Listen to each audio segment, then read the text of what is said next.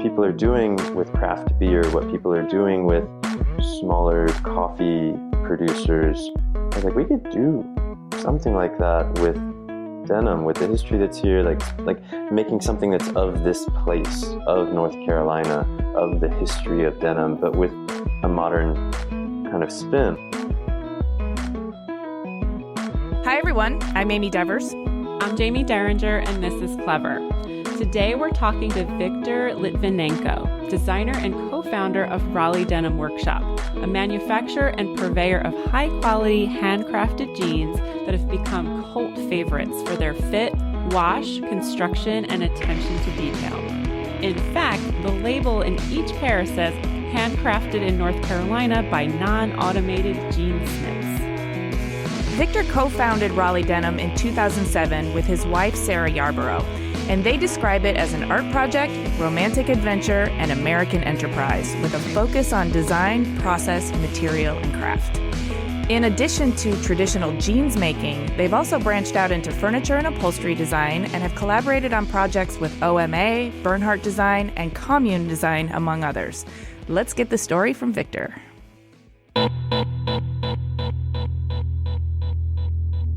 My name is Victor Lytvinenko. I am one of the co-founders and designers at Raleigh Denim Workshop. We are located in Raleigh, North Carolina. We predominantly focus on making super high-end, thoughtfully designed clothing, more jeans than anything, but it's branched out quite a bit. And over the last few years, we've been doing some design work in furniture, textiles, interiors. Yeah, that's it. Okay, so let's start at the very beginning. Where were you born? Where did you grow up? What was your family like? What were you like as a kid? I was born in Trenton, New Jersey to, I guess, first generation. My parents are first generation from Ukraine. Mm-hmm. My grandparents came over after World War II. We moved to North Carolina when I was maybe a year old. So I've really spent all of my time in Raleigh and suburbs of Raleigh when I was growing up. As a kid, I probably had like a little bit more energy than I should have, and was really curious about. Maybe as an adult too, you think?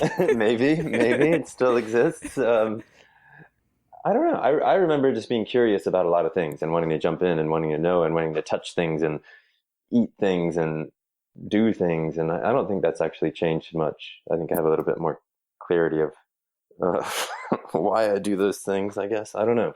Were you like one of those kids that always asked why? And then when you got the answer, you were like, well, why? But why? Yeah. No, I mean, I was the most annoying kid in the world in that sense. I mean, I remember my dad just saying, like, if you ask me why again, I'm not even going to tell you. And I'd be like, well, how come? He was not so happy about that, I remember. Did you feel connected to your Ukrainian heritage? Not too much, honestly. I mean, we don't really have any other family members. Like, my grandparents were here, but they never spoke English. Both my mom's parents spoke a little bit of English. My dad's parents never spoke English.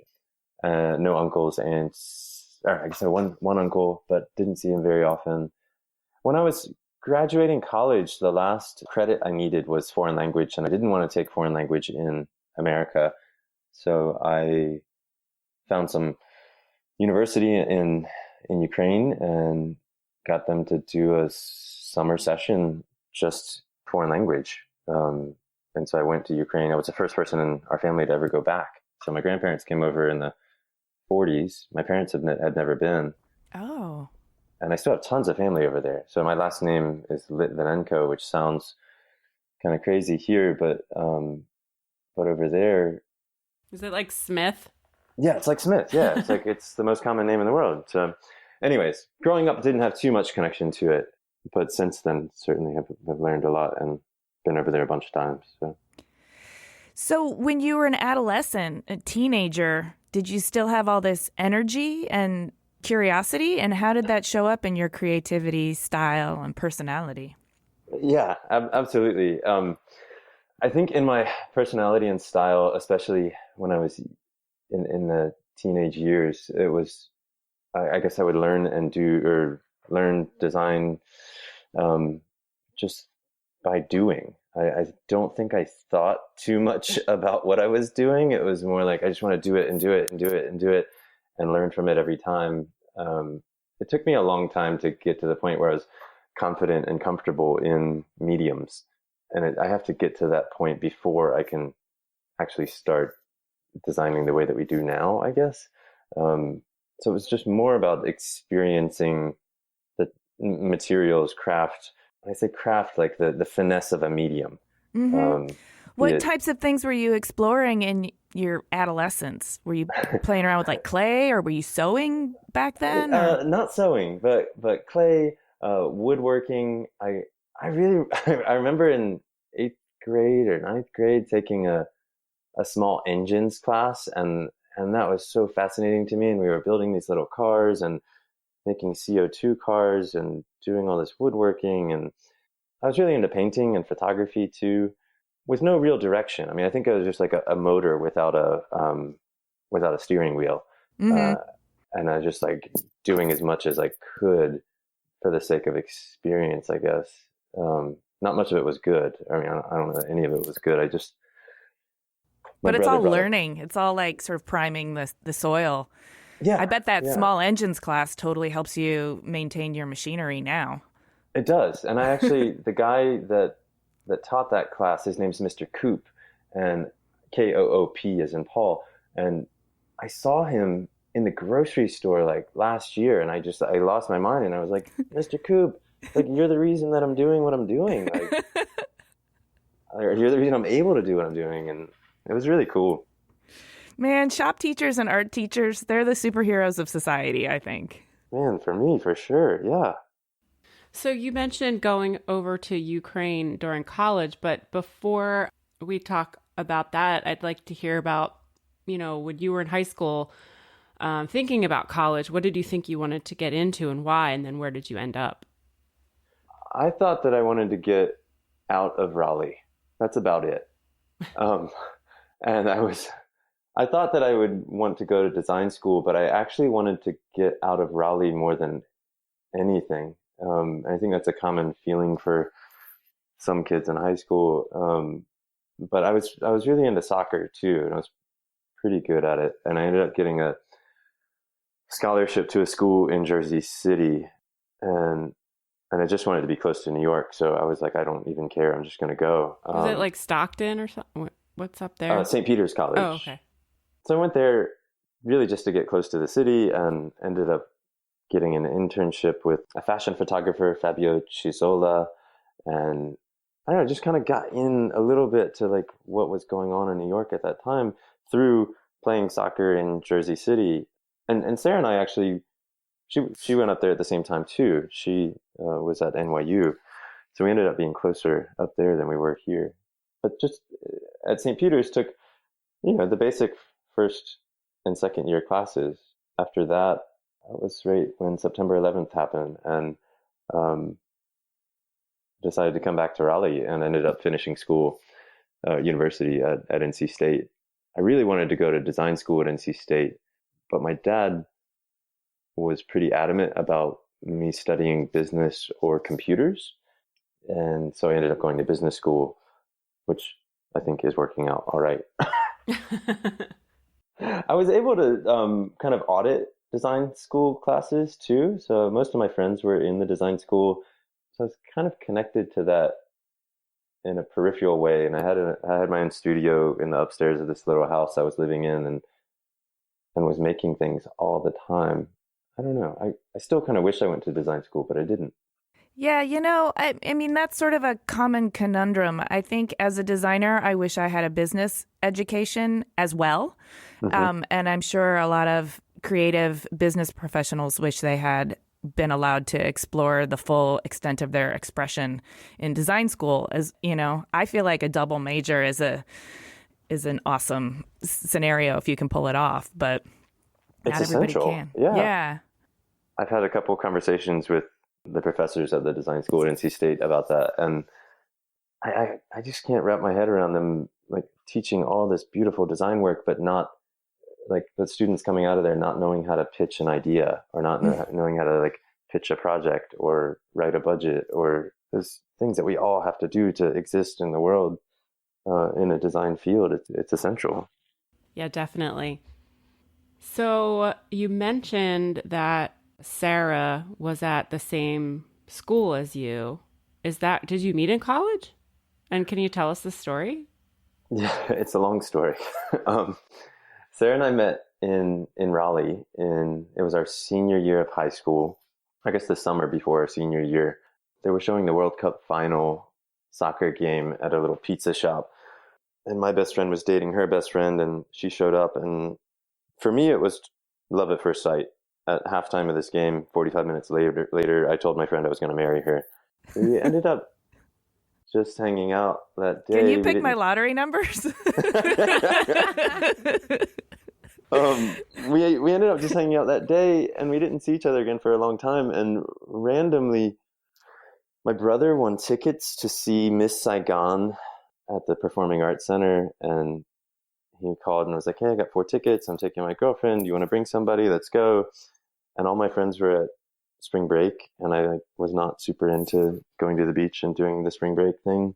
And so I had Sarah's phone number, and I called her. I was like, "Hey, we haven't talked in a really long time. I don't even know if you remember who I am, but would you like to go to this thing tonight?" And she said, "Yeah, of course. That sounds awesome. But today's my birthday." Oh my gosh. And I've got plans. And she called her mom. She canceled her plans. She came over. I cooked dinner. I baked her a cake. And then we hung out basically every day since then. Oh, that's a beautiful love story. You baked her a cake? That's so crazy. awesome. So that was in high school, and you guys were obviously going to different schools. Right. In high school, we were going to different schools. And then we both had committed to the colleges. And she was going to go to NYU. And I was going to St. Peter's. So we had already committed to do those things before that day, before her birthday. So we ended up moving up to New York together, and we're closer there. We lived closer together there than we did in Raleigh. So that was, you mentioned a couple years before 9/11, then 9/11. Did you guys both decide to move back to Raleigh after 9/11? And was that just because it was such a heavy tragedy that it kind of felt better to be close to home, or? It was a heavy tragedy. I mean, living in New York is difficult. Going to school and living in New York is even more difficult. I mean, it was a lot of things. I mean, it's expensive. It's all those things. And like, we've got one of the best design schools in the country here. In-state tuition here is pennies. Cost of living here is pennies. Like, it just made a lot of sense on a lot of levels.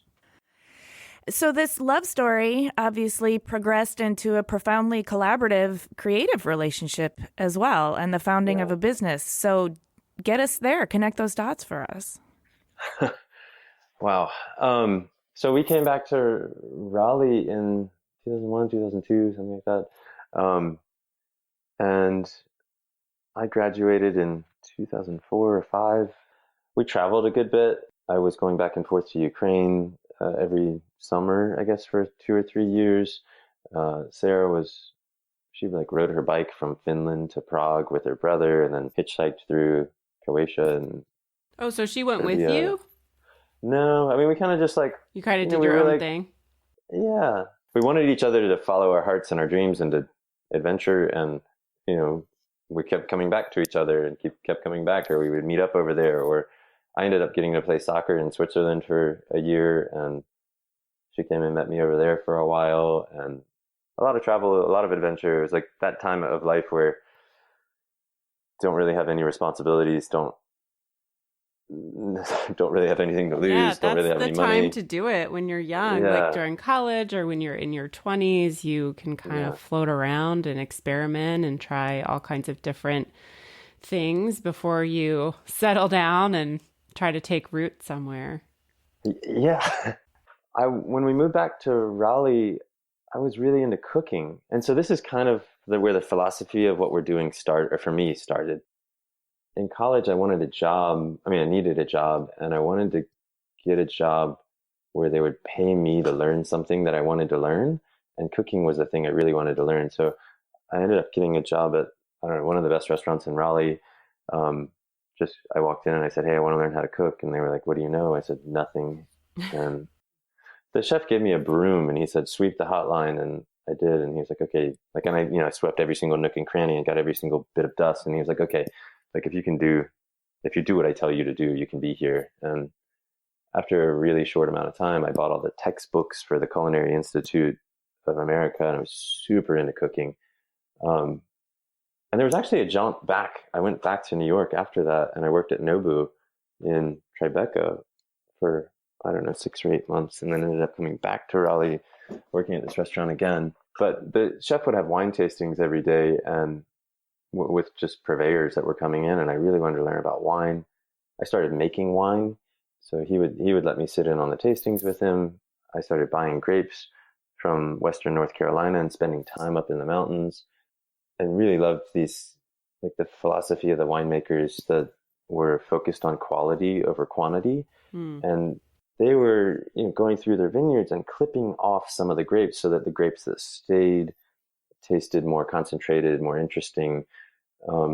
It's a seasonal product. It's a product in quotes, because it is a product, but it's a craft, it's an art. And I love the singularity of it. I love that, like, what one winemaker was doing in their vineyards, in their winery, you can't copy it. You could grow the same grapes next door. You could buy the same barrels, but the magic of like what they're doing in their hearts and their hands and their minds is different. And it doesn't necessarily mean that it's better or worse. It's that, like, there's some purity and honesty of like the soul of their work. And that was really interesting to me. So I started buying some grapes, spending time up in the mountains. I would invite my friends over, and we would stomp on the grapes, and I'd make this wine in my mom's garage. And wait, you had friends come over and you guys stomped grapes? Yeah, every year. Yeah, I would actually buy a ton of grapes. I was working with this professor at Wake Forest University who had a vineyard, and we would make wine together every year and compare. That sounds like so much fun. It was so much fun. I mean, it's kind of terrifying too. It's one of those things that I didn't know anything about. There wasn't a lot of information on the web. There weren't many books about it. It was really just a jump in and see how it goes. And that's kind of a lot of the way that I did things for a long time, from when I was a kid until, I mean, even still, but learned every year, got a little better every year. But while I was spending time up in the mountains, I met these people that used to work in the old denim factories. And during that time I was making wine, I also started sewing, and I was making handbags and hats, and I would just like sell them at these little craft fairs. Were you grinding your own grains too, and like baking loaves of artisan bread? Like I was, yes. I love this, just like, I love making things. Well, I mean, you talked about how curious you were as a kid and how energetic you were. So you have all of this curiosity mixed with this boundless energy. And sometimes that can be a hindrance, but it sounds like you took all of that and put it into learning all kinds of new crafts and using your hands and your brain and your body to like make all of these amazing things. While I was up in the mountains, I was meeting these people that worked in the denim factories, and that started like percolating in my head. And then, when you say denim factories, are you talking about textiles, or are you talking about people who were making garments? Making garments. Okay. I mean, there's this huge history of denim production in North Carolina, both the fabrics and the cutting and sewing. I mean, there was a sewing factory in every town in Western North Carolina 30, 40 years ago. And now there's not many, but there were a lot of old people that used to work in those factories. And I just got interested in that. And kind of over time, a lot of these ideas about farm to table cooking, about the singularity of winemaking, about denim, indigo, the history of denim production in North Carolina, it all just kind of like, all those ideas got put into one hat. And it was like, oh, wait, what people are doing with craft beer, what people are doing with smaller coffee producers. I was like, we could do something like that with denim, with the history that's here, like making something that's of this place, of North Carolina, of the history of denim, but with a modern kind of spin on details, quality, this kind of principles of winemaking that I was really into, just applying those exact principles to a different medium. and that's kind of where we were thinking like, oh, what's the ideal pair of jeans? And I had, some sewing experience making these bags and hats. And one of the summers that I was in Ukraine, got so bored. I mean, like, just think like out in the country, there's absolutely nothing to do. There's only like 50 people live in this town. There's nothing around. One day I was just getting so antsy and I was like, and I got my aunt's treadle sewing machine and I fixed it and I went to the town and I bought some fabric and I was like, I'm going to make some pants. I spent a week like tracing a pair of pants that I had, making a pattern, trying to cut and sew these pants on an 18 or early 1900s sewing machine. I didn't have anything for the waistband, and Sarah had sent me some cookies that were wrapped up in a 1.5 inch wide baby blue grosgrain ribbon, and that doesn't stretch. So I sewed that to the inside of the waistband, and that was the first pair of pants I had ever made. And then when I got home, I was like, oh wow, I think I could actually do this. And I had this pair of pants, and Sarah's a very good sewer, and that's kind of where starting to make pants came from. Okay, so I like that. I understand the foundation. I kind of get, how your mind is working and how all these things are gelling and why you're in pursuit of the ideal pair of jeans. And then I've read that, you and Sarah started making jeans in your apartment. You had a couple of sewing machines in lieu of a couch and a sofa and a coffee table. And you kind of perfected your patterns in that apartment. And was that the founding of Raleigh Denim? Kind of, yeah. But it wasn't our intention to start a company. So yeah, that's what I was going to ask. Like, are you just there sewing jeans just to make like perfect jeans for yourselves? And then, yeah. Okay.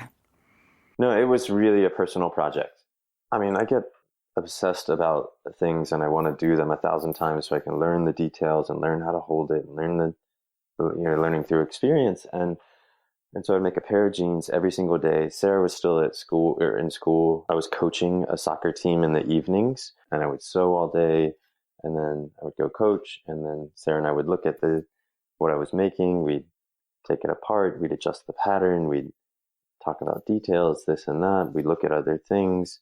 And then the next day we'd do it again, and then again, and then again, and again. And if you do something that many times, you can figure it out. Or we can figure it out. I don't know. We figured it out. And after we had made a couple hundred pairs, we were like, oh, maybe there's something here. Because I was wearing them around town and people were asking and a couple people started buying them from us. And we were like, oh, maybe this is something. And that was, 2007. We started making jeans in like January 2007 as the project. And then I guess God, is that right? Yeah. By 2008, we had moved the sewing machines out of the apartment and into this little warehouse with no heat and no windows. And we were like, okay, let's give us a little bit of a go. What was the first benchmark or milestone where you guys decided hey, this might be a business, and then holy shit, it's a business now? There has to be an order or something that comes in that makes it official. Yeah. God, we were doing some odd jobs. I think at that point we probably had, 4 or 5 sewing machines, and we were in this little warehouse with no heat and no windows and making chair covers for a local rental company. And we would probably get 1 pair of custom jeans per month or something like that. It was just enough to get by. And then the local news did a little 15-second piece about us, and then a couple people reached out, and one guy had a friend who, friend of a friend, lives in New York, used to work in the industry. I started talking with him as a mentor, and he was like, what do you want to do with this? And I was like, oh, I want to be in Barney's. Kind of as a joke, but more like in 5 years. And 2 weeks later, he called back. He was like, hey, I talked to the buyer at Barney's. She said she'd see you. Oh my God, what are you talking about? Yeah, and I was like, we never worked for another clothing company. We'd never been to a buying meeting. I had to call a friend of mine who worked in the industry. I was like, how do you do this? Like, what does a line sheet look like? I have a question real quick, because jeans are one of those things that a lot of brands make. Was there ever a point when you were starting out where you were like, this is never going to work? There's Levi's, there's Gap, there's all these denim companies already. Like, why are we doing this? What are we doing? Just because I know there's a lot of people out there who are like, why should I make this thing? There's a million of them out there already. And what makes mine special? Or why would people buy mine? Yeah. I think you always have to ask yourself those questions. But in my heart, I knew, because I was looking for something that didn't exist. Mm-hmm. I was looking for something that was higher quality. I was looking for something that made me feel badass. I was looking for something that was made in a way that I wanted to support. I was looking for something that had more history, more teeth, more like just more. I wanted something better, and I couldn't find it, or I didn't have the means to get it. So that might have been around, but maybe it was in stores that I didn't have access to, or at price points that I couldn't dream of. But I wanted more soul, and I knew that what we were doing didn't exist. And whether or not it worked, I think, was more like, will this actually work? Will people actually pay $300 for a pair of jeans? Like, it was more like, is this business model possible? Is this business model sustainable? Can we make a better thing? Will people, pay twice as much for a thing that's 5 times better?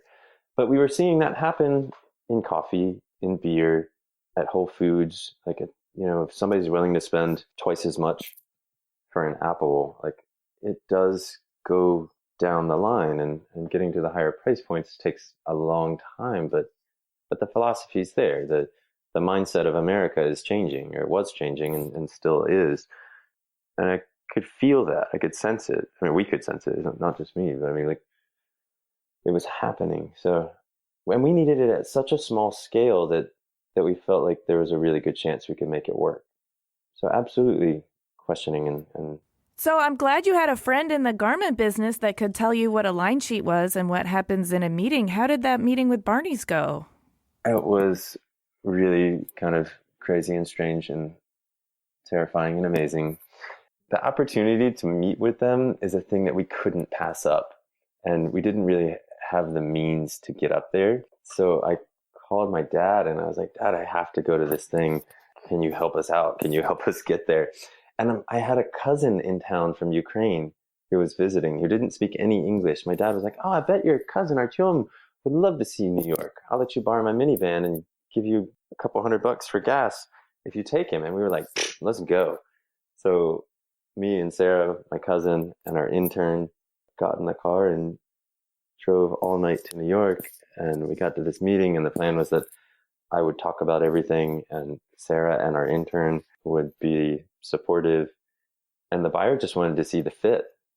And so she gave me the jeans and was like, will you go try these on for me? And it was like, down the hallway to the right, down another hallway to get to a bathroom. So Sarah and our intern really ran the meeting, and I would come back and show them the jeans and be like, wow, that looks great. And they'd give me the next one and be like, okay, go try these on. And so I ran back and forth 4 times with our 4 pairs of jeans, over the course of 15 or 20 minutes, and shared as much as I could, but it wasn't how we expected it to go. And at the end of the meeting, they were like, well, this is interesting, but we don't know yet. We need to show this to everyone else on the team.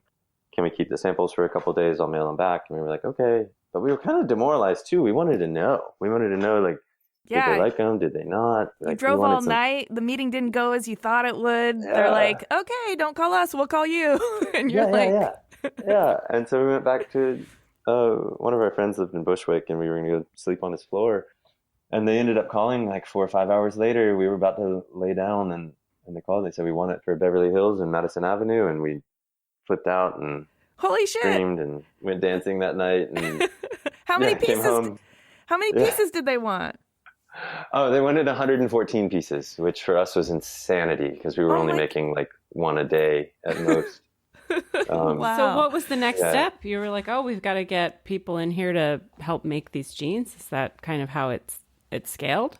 No, we did it. Oh, Yeah, we only had 5 sewing machines at that time, and we didn't have a cutting table. We ended up getting the rolls of fabric, and Sarah and I put a pole, these huge rolls of fabric, they're super heavy. We put a pole through it, and we would pick it up and walk it back and forth on the concrete truck loading dock. And we did all the cutting on a concrete floor truck loading dock. And then she and I cut and sewed every single pair. And that building didn't have heat, so we had these little space heaters, and we were like warming up our fingers and sewing and warming up our fingers. And our friends and family came and helped us, like in the last final days, iron them and pack them and get them all ready to go. And we got the order out on the very last day. It was January 2009 that we shipped them. And spring 2009 was the worst retail quarter ever on record. That was like financial crisis, all that. And so here we are, like no name brand with the most expensive jean, like in the worst retail quarter ever. But they sold, and they called us back in a few weeks and said, hey, a lot of these sold, we need more. And we were like, more? What are you talking about? We just spent 4 months making those. And they're like, yeah, we need more. So we ended up hiring 2 people, and we ended up getting a loan because the Obama stimulus plan went through. That was the credit crunch. We couldn't get money. Oh. That actually worked for us. We bought our cutting table with that. We hired our first 2 people with that. And we got the next order out, which was for 6 stores, and then paid off that loan like 3 months later. And then the order doubled again, and then the order doubled again. And, every season we were hiring, building the factory, buying more machines, getting more space. Has it been kind of smooth sailing, or would you say it's been like steady incrementally, but kind of herky-jerky like an old sewing machine? Or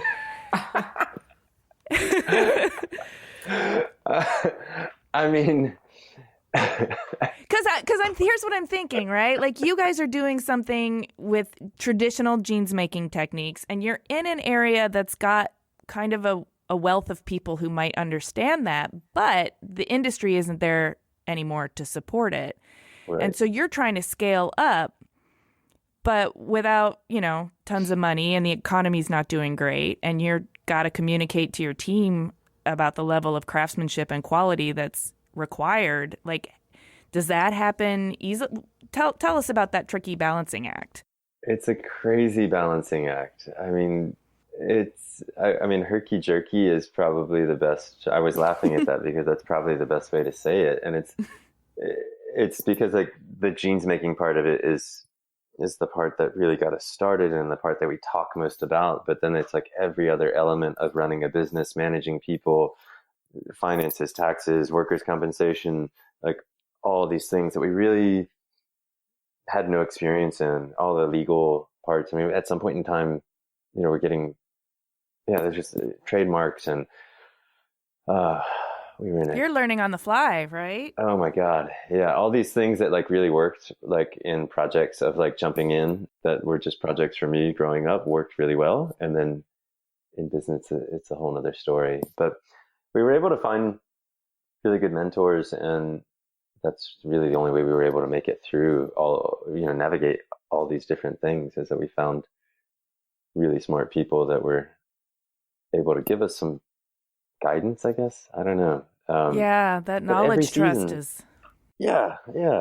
Every season, something new would come up. It'd be a different thing. It'd be a different, huge problem. And I think like a design mentality is what got us through. It's like, okay, well, here's a problem. How do you solve this problem? We're doing something new, so we have to come up with new solutions. I mean, I think the design of our business model may be the most important thing that we've spent design brain time doing. In a way, it wasn't out there in the same, like there wasn't a model to follow.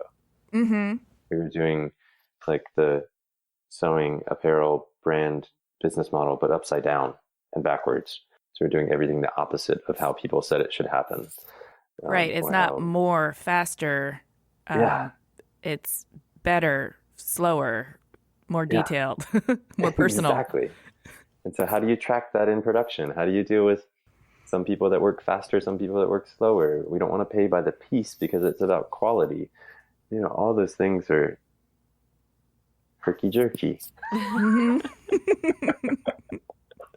So let's talk about your creative process, because the jeans are known for detailed craftsmanship and thoughtful construction, and like you just said, it's about quality, not quantity. And I've watched you guys do great branding videos. I've watched them, and it's what I really love is seeing the pieces that have been out in the world and have developed their own personality with where the indigo wears off, where the buttons get a shine. And it represents so much of American idealism and that pride in process. Like, you've kind of explained to us where it comes from for you. How do you communicate that across your team to make sure that it's baked into every piece that goes out into the world? That is the challenge. But one of the things that we do that I really love, that I think our team does too, is in the beginning, Sarah and I would sign every single pair of jeans that we made because it was our design and our craft. And the design of the process was as important as the design of the product. Like how it was made, where it was made, what machines we were using, every single detail. And a lot of those things we ended up building or modifying ourselves. But for us, it's about our team, and we can't do this without our team. We can't make more. We can't make better. And we wanted everyone on our team to feel that same sense of pride and connection to the process, the product, that we are really a chain, and that every link in the chain is equally important. So when people have been with us for a while, and they're in the beginning, it was if they were as good or better than us at their respective parts. We have this ceremony, we get the whole company together, we give them a Sharpie, and then now they sign their name in the jeans. And we still do that. And it's a way that it's not about me, it's not about Sarah, it's not about Raleigh Denim, it's about our people, and it's about our team, and it's about what we're doing with our minds and our hearts and our hands in this place. Like the winemakers, like what they're doing in their vineyard, what they're doing in their winery. Like our workshop is I think of it as this like magical space, that the air in that space is different than the air outside. Not necessarily better or worse, but it's just like it's ours. Like this is a thing that we create. This is a heart that we've built. This is a machine that we tend, being, all of us in that arena. Do you think that Sharpie ceremony is a sort of an initiation where the people on the team can take as much pride of ownership in the artistry of the product? Is that a way of sharing the glory? We hope so. That's the idea. That's what we want. And I think it works. This many years into it, are you still as passionate about the process? Oh, more so, for sure. Every single day we learn and we see and we test, and Sarah and I are making things every single day in our house, in the shop. We're constantly inspired, and with everything that we learn as a company, with everything we learn personally, with the support that we get from everyone that wears our thing, the things that we make. Yeah, I love it. Is the making of things or the designing of things, are those your favorite parts of the process, or are there other parts that you like? What's your favorite part of the whole process?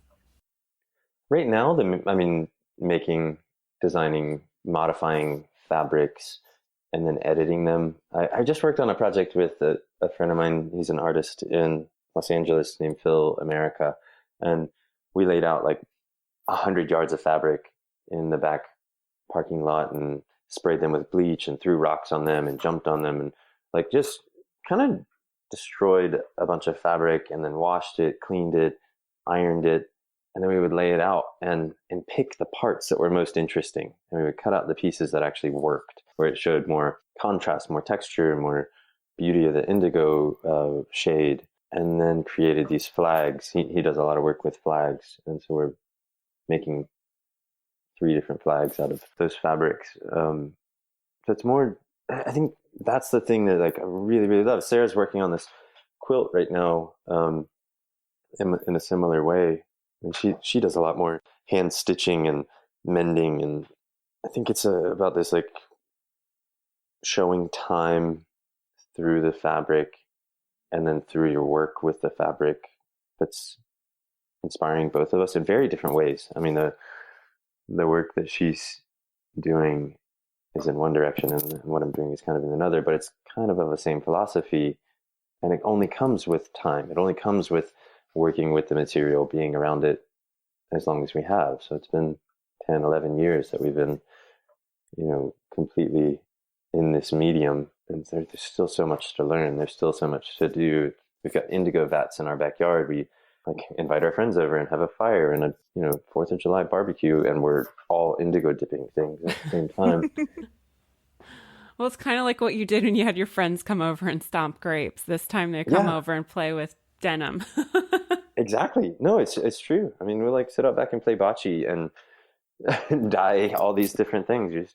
It's really, really fun and really beautiful. And it's inspiring that there's like still so much to learn, so much to do.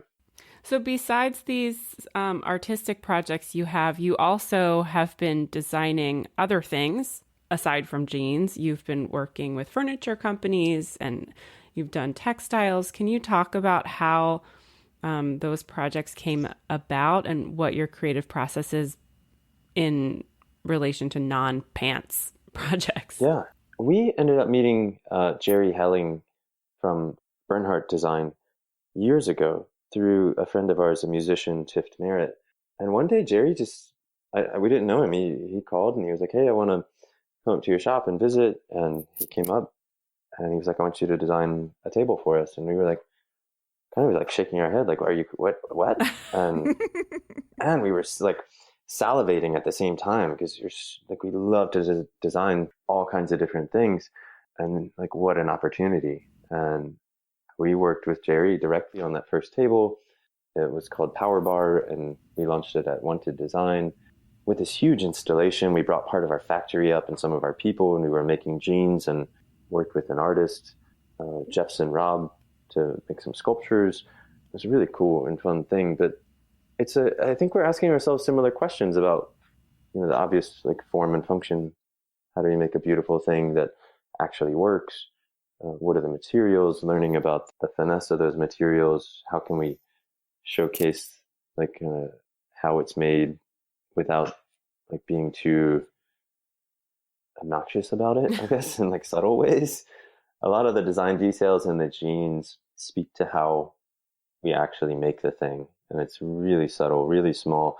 But if you know how to make jeans or things, you notice it. It's a similar set of questions that we then apply to furniture or the second project that we did with Bernhardt was textiles and patterns. And Sarah had a lot more to do with that one. She's more graphic minded than I am. Did your woodworking come into play in designing Power Bar? Oh, for sure. Yeah. Because I'm wondering if you're so intimate with the material, designing furniture is kind of outside of the denim sphere. So way outside of the denim sphere, but I made furniture and did a lot of woodworking for years and years and years. So I have a pretty good connection to what that's like. And I was really excited to get back to that. It had been a few years, since I had been able to really focus on and be in a wood shop and work. So that opportunity was incredible. So we actually are launching the third project with them, like right now, like this week. Oh, that's exciting. Yeah.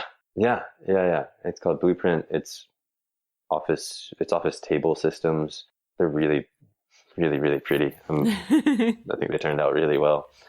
That's exciting. So we like previewed them at ICFF in May, mm-hmm. but they officially launched for sale like either this week or next week. Awesome. I'm interested in your relationship because, you're a couple who also runs a business together, works together, lives together, etc. Do you have any advice for other couples who might want to go into business together? I think every couple and every dynamic is different, and it's hard to give advice. I mean, at different times, I mean, I would give you the full range of answers, from like, don't ever do this, to it is the most amazing thing I've ever done in my life. I mean, Sarah is an eternally fascinating person to me, and her perspective on life, on business, on design is really inspiring, and it's fun for me to be around, and I get to spend so much time with her, probably like multiple lifetimes of time more than if we were working in different places. And that's for better and for worse. I mean, when you live with someone, and some days it's the best, and some days you're like, I really want my space. And all those things happen, and you have to learn and adapt and be sensitive. And for us, it works. It's not easy, but it's. What would Sarah say is your greatest asset or strength? Whew. She probably would say something about my ambition or energy. And what would you say about her? Whew. I don't know if I can say one thing. There's so many. I mean, just rattle off a few. She has a way of creating beauty that is different than, I mean, her lens of beauty and what she can actually make and create is different than anything I've ever seen. And her ability to see something in her mind and then actually create it, to see a thing that doesn't exist in the world in her mind and then make it, is not anything I've ever been able to do, and not anything I've ever seen. It's pretty magical. It is. It feels magical. It's actually, I mean, this is what we're drawn to design and making for. It feels, creating and making things that didn't exist feels magical. It feels powerful. Well, it is empowering, I think. Not only do you have the power to manipulate the material world, because you understand the physics of the different materials and the machines and all that's needed to kind of construct things, whether it's a garment or furniture, but you have the power to take something from an idea into reality. And I think that's something that can't be outsourced or automated, and is an incredibly valuable skill set. Yeah, I agree. So, but along the way of taking something that doesn't exist into making it something that does exist, even if it's, we can say that jeans existed long before you did, but the ideal pair of jeans in your image didn't. Right. But along the way from taking something from zero to everything, there are usually a lot of learning curves and big problems. Yeah. Do you have a method for tackling those, or for demystifying things that you don't know, or is it just a matter of biting off small chunks and chewing it thoroughly? Like, how does that work for Victor? It's so or for hard. The Victor and Sarah team, Yeah.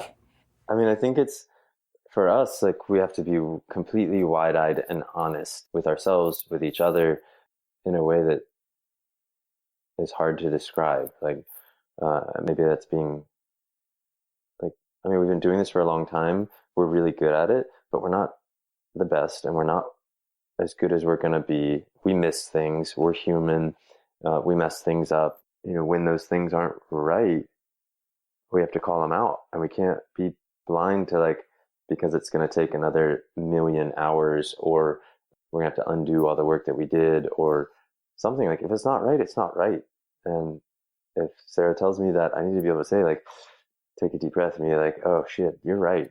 Like, okay, that sucks. Or for us, we lean a little bit closer to what this problem is, and dig deeper. And that's a hard path. It's a hard road, but I feel like every time we've identified some hard thing and dug in deeper, harder, more, the things that we learn are the things that you can't read about. They're the things that I can't share in words. They're the like, the understanding of that thing that we have after we get through that process is greater than if one of our mentors told us about it. I think I get what you're saying. It's like a mentor can tell you about an obstacle you might encounter, but until you encounter that obstacle and figure out how to dismantle it, it's going to keep appearing on your path, and you're either going to go around it, not really understanding it, or you're going to get into it, tinker with it, figure out how to dismantle it, and then it won't keep reappearing because now you understand it in intimate detail. Right. Exactly. Yeah. And it's not just about going around it. It's like you can go around it once or twice, but then it like can take you down. Like right. And you spend a lot of energy and time in avoidance. Yeah. I think they call that radical acceptance. It's sort of like don't keep running away from your fears. You got to just sort of face them, see them for what they are, and it's not brute force. It's more like just understanding what it is you're up against and being willing to deal with all the parts of it. Yeah. And to smooth it out. I don't know. Anyway, it sounds like you guys are working it out. Trying to. I want to know what's in the cards for you personally as a couple, or you as Victor or Raleigh Denim in the future. And I'm not talking about like right now, but I mean like long-term future. Me too. I want to know too. What do you want? Like, what would be like a dream for you guys to design together? Or what would be like the coolest thing you would want to do? Yeah, I've been thinking a lot about this, and I want more impact, and I haven't figured out exactly what that looks like yet or how to do that. I think that what we're doing is really good. Like, I think it's like good in like a quality sense and we're doing good work, but it's only accessible by a few people. And that kind of keeps me up at night sometimes. So I've been looking around for places that we can have more impact, both in volume or price or like things that actually could change the world or could change the industry. We made one jean. We ended up working with some farmers and grew the very first crop of certified organic cotton ever grown in North Carolina. I was able to convince the cotton gin, the spinning mill, the weaving mill to all like run this fabric for us. And we made the first, a jean with the smallest carbon footprint of any jean that I know of on earth. And from the first crop of certified organic cotton. Now, the thing is super expensive, but it's like proof of concept is there. It's like, no, we can do this. Mm-hmm. Okay, now what? Can we do this with Patagonia? Can we do this with Wrangler? Can we do this with, other companies that have a greater reach? That's kind of where my head is. So like, I don't know exactly what that looks like, or I haven't figured it out. So if you or your listeners have ideas, I'm all ears. I want to hear. I feel like I feel really excited about the next 5 years that we've kind of spent a lot of time and a lot of energy building the team, building the factory, building the brand. And now we've got this like amazing opportunity to harness some of that energy, some of the design space, some of the making knowledge to just do more. I think it's going to be I really appreciate, not to cut you off, sorry, but I really appreciate that you've spent so much time and energy building the ideal pair of jeans that's made in the ideal way. And instead of figuring out how to sell more pants to more people, you're trying to figure out how to reverse engineer the supply chain to make it better all the way from the ground up. It sounds lofty when you say it. Yeah, no, but I'm into it. Do it. You can save the world, Victor. You and Sarah with your pants. Oh. I think that's what manufacturing has an obligation and a responsibility to do in the modern age. Mm-hmm. And I like that that's where your head is. That's how you're thinking about it. And the proof of concept is the beginning. And now we've put it out there in the universe. Listeners, do your thing. Bring it in. Make it happen. And then I also want to design other things. Yeah, like what?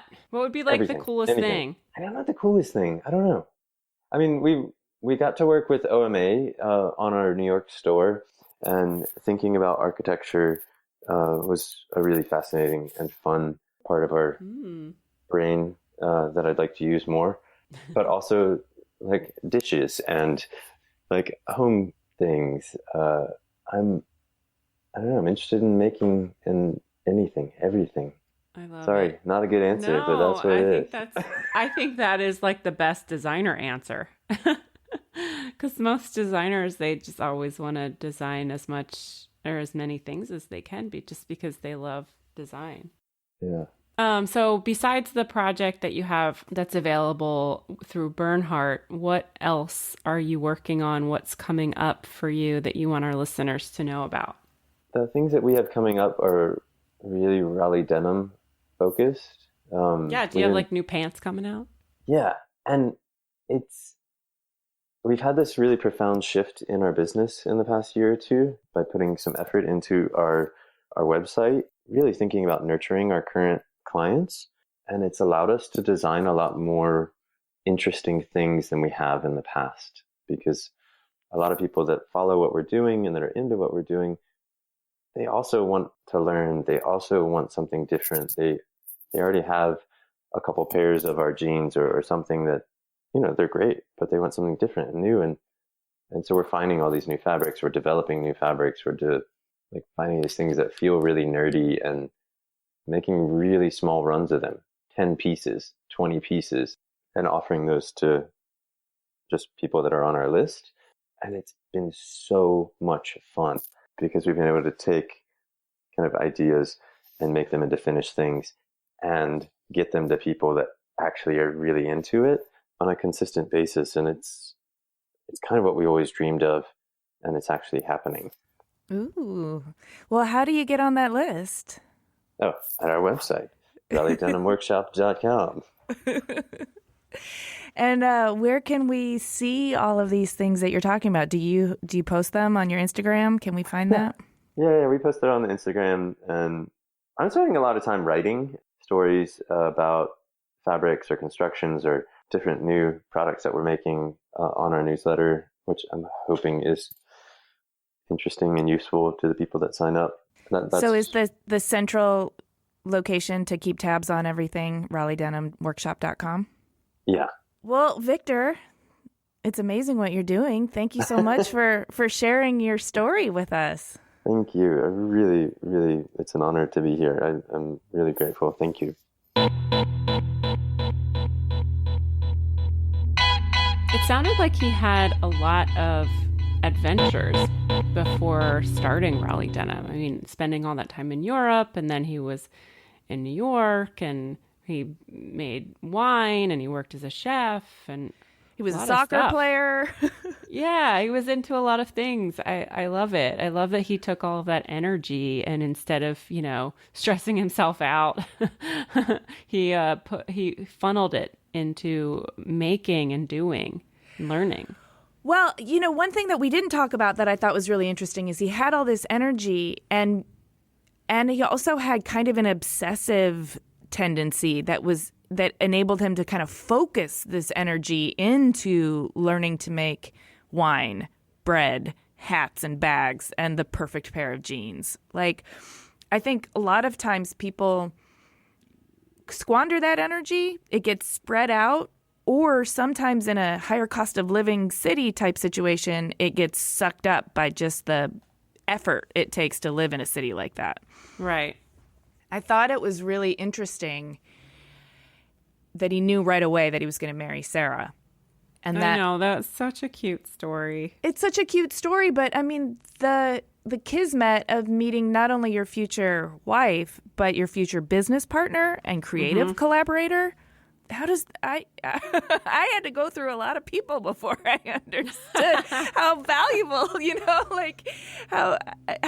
I don't know. Like, it's just an incredibly complex thing to, meld your identities like that and still have distinct autonomous identities, which they do.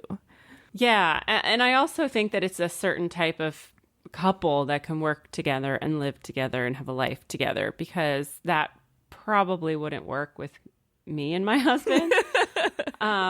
So I respect and admire what they've got going on, but I think it's about a partnership, right? So you think about it like any other business partnership. You each have your strengths and you work together, but there's a profound amount of respect that you have to have for the other person and their opinions.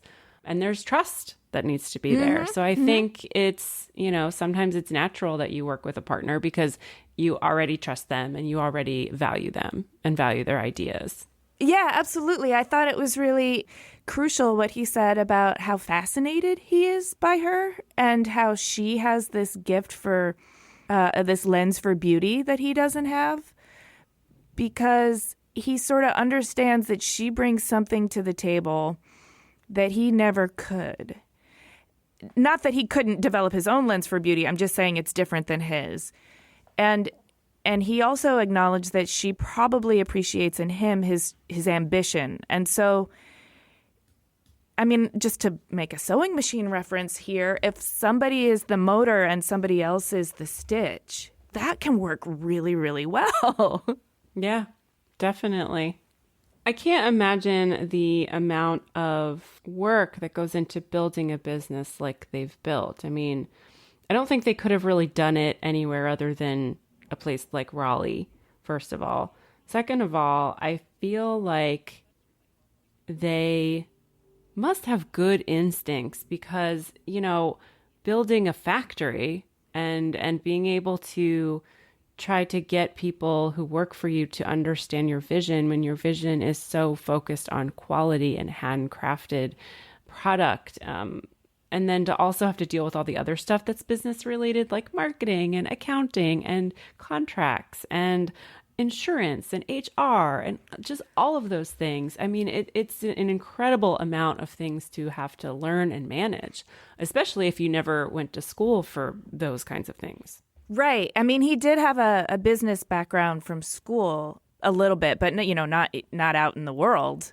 And it's one thing to learn those things, but learning them while other people's livelihoods are attached must be incredibly stressful because you're making those mistakes, and those mistakes are not just impacting you and your business. They're impacting other people who show up to work and expect a certain sort of protocol. And so I don't know, it's just got to feel so stressful to be undergoing those growing pains as a business while other people are kind of having their livelihoods impacted and, helped and stressed by the same growing pains. Yeah, but I do admire that they created the business in Raleigh and they work with a lot of the local mills and farmers and companies. I think that they have a very noble mission, not only to support the community that they're in and to carry on the tradition of handcrafting products, but or making things in general, but that they care about that whole process from even where it starts with the farmers. Yeah, where the product comes from, what the material is, how it's made, all the way up to the finished product. Yeah, and I love that that they're responding to the heritage of Raleigh itself. Right. Yeah. And their pants tell a story. They tell a story both in the craftsmanship and detailing and the heritage and the agriculture of where they're born. But then after, I'm sorry, I'm going to get a little I love relationships with objects.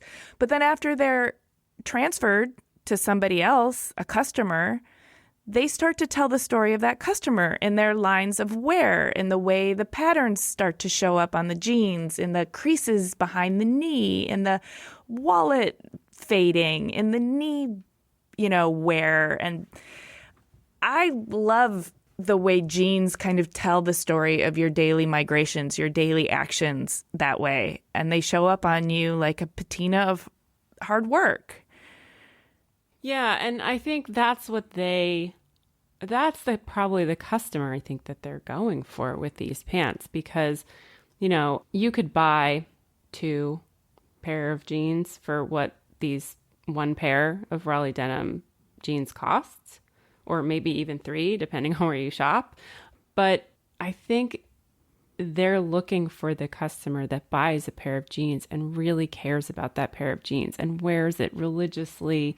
And, it does wear like that. And it is a long-term commitment. It's an heirloom type object. I mean, not that they would pass it down, but I remember getting my dad's jeans after he'd be done with them, when I was a teenager. Yeah. I was like, these are cool, with the faded pockets where his wallet was, and, that it's lived in and loved. And, he moved on, and then he gave them to me, and you put them on and it feels homier. Mm-hmm. Or you have that pair of jeans that like now has all your memories attached to it. Like, oh, I wore these to that concert. Or, oh, I remember making out with so-and-so in the backseat of, Right. in the backseat of Roger's van. Oh, man. I had this one pair of jeans when I was in high school. Mm-hmm. And I swear, I don't know what happened to them either. I think they must have ripped like from knee to knee, like so bad that I couldn't wear them anymore. But I wore them. It must have been all 4 years. And they're my favorite jeans ever. And I still to this day will see pictures of myself from high school and be like, man, I wish I still had those jeans. I remember in the 8th grade, I was bullied by a girl who kept saying she was going to beat me up after school. And so at the beginning of every day, she would spread the news that she was wearing her beat up jeans because she was totally prepared to like pummel me after school. Jeans? Yeah. And what does that even mean? That's what I thought. And so I like totally diffused the bully situation. But then I became fascinated with the idea of beat up jeans. And I'm like, yeah, you got different kinds of jeans for different activities. I mean, I've heard of like painting pants. Yeah. Or like these are my gardening pants, but not beat up jeans. But that's funny. I mean, I guess it's mean spirited, but it's also like, right, and yeah. It's tough. I was like, oh yeah. Beat up jeans. I guess you need to be able to move in them, and they need to be kind of sturdy. I feel like everybody's probably have like a story about a pair of jeans or one pair that they absolutely loved, or the ones that made their butt look perfect or whatever it is. Yeah, I call those my space pants because my ass is out of this world.